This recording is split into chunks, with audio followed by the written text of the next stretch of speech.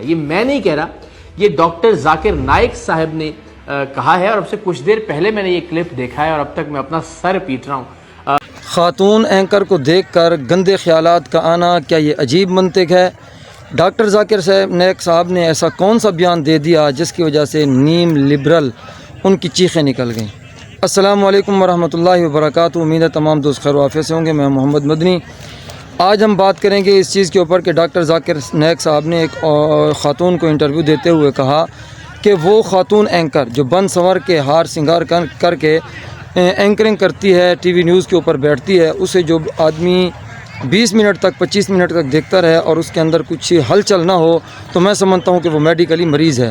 Doctor Zakir Naik کے اس بیان کو سن کر کچھ لوگ جو لبرل قسم کے لوگ ہیں ان نے اعتراضات شروع کر دیا، ان کی چیخیں نکل گئی کہ ڈاکٹر ذاکر نائک نے کوئی عجیب منطق بیان کر دیا۔ حالانکہ ڈاکٹر ذاکر نائک صاحب نے کوئی عجیب منطق بیان نہیں کہی، بلکہ قرآن و سنت کی روشنی میں ایک اصول بیان فرمایا۔ اصول یہ ہے کہ جب آدمی غیر محرم مرد کو دیکھتا ہے اور غیر محرم مرد جو ہے وہ کسی غیر محرم عورت کو دیکھتا ہے تو لامحالہ اس کے دل کے اندر شیطانی وساوس اور گندے خیالات آتے ہیں جو اس کے جذبات کو اور اس کے خیالات کو جو ہے ابھارتے ہیں۔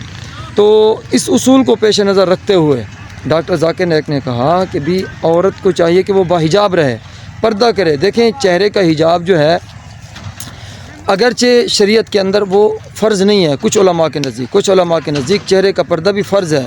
بہرحال علماء کا اس کے اندر اختلاف ہے، لیکن نیوز اینکر جس انداز سے بیٹھتی ہیں آیا کہ وہ حجاب کے اندر ہوتی ہیں؟ نہیں، بلکہ وہ نیم برہنہ قسم کی عورتیں ہوتی ہیں۔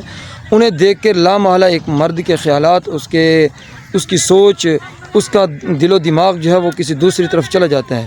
لیکن یہاں پر یہ بات بھی ذہن میں رکھنی چاہیے، جن لوگوں نے ڈاکٹر ذاکر نائک کی اس منطق کو عجیب منطق کہہ کے اعتراض کیا ہے وہ خود 2 3 شادیاں بھی اسی نیوز اینکر کے ساتھ کر رکھی ہیں، اور ہمارا ان سے سوال بنتا ہے کہ آپ کے دل میں ہلچل نہیں مچی جس کی وجہ سے آپ نے شادیاں کی؟ حالانکہ آپ کے دل کے اندر بھی وہی ہلچل مچی جس کا تذکرہ ڈاکٹر ذاکر نائک نے کیا۔ اسی لیے ان لبرل قسم کے لوگوں کی باتوں میں نہ آیا جائے، بلکہ عورتوں کو چاہیے، خواتین کو چاہیے کہ قرآن و سنت کے مطابق، شریعت کے مطابق اپنی زندگی کو بسر کریں، اور تاکہ اللہ اور اس کا رسول جو ہے وہ راضی ہو۔ دنیا یہ آخرت کی تیاری کی جگہ ہے، آخرت کی تیاری کریں۔ السلام علیکم ورحمۃ اللہ وبرکاتہ۔